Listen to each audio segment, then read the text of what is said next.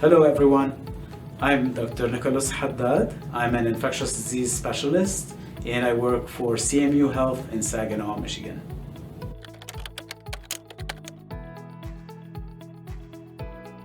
To prevent us acquiring the infection from someone who has it, it's important to be away from them. That's the concept of physical distancing, or better known as social distancing. So if I am in close contact with somebody who carries the virus and they cough on me and I acquire the respiratory secretions, I may get sick. To avoid that, it's best to avoid being close to somebody who's sick. And if we cannot, then the next best option would be to have masks on and be very careful in what we call infection control measures.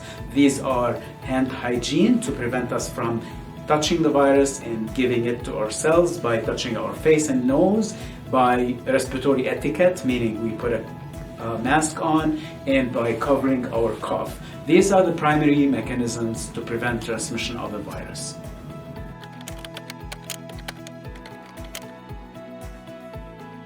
In many other viruses, we have other routes or other mechanisms to prevent transmission. And these mechanisms are by vaccination, or even some viruses by treating them with medications. With coronavirus or with COVID-19, these preventive tools are not available to us at this point. So what remains is prevention by other mechanisms such as social distancing, as we spoke about, and masking.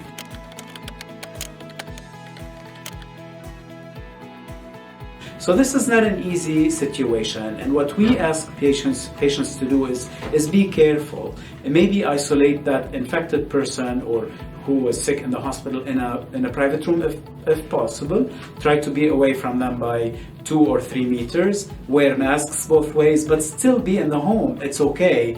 Be as careful as possible again, and try to use reason. It's not always easy when somebody's space is limited, for example. So opening windows, especially now that we're going into the better season, is also another tool we can utilize to prevent us from getting the virus from others. Washing hands again is important. Providing them with their own tools utensils and tools to eat would also be a good idea. So as much as possible, try to dedicate that space around the patient to themselves without a lot of intervention or interference by their family members. The proximity, though, is important for the patient because it's good to have family with them, but it's important to use some form of logic and reason and try to be away as much as possible physically.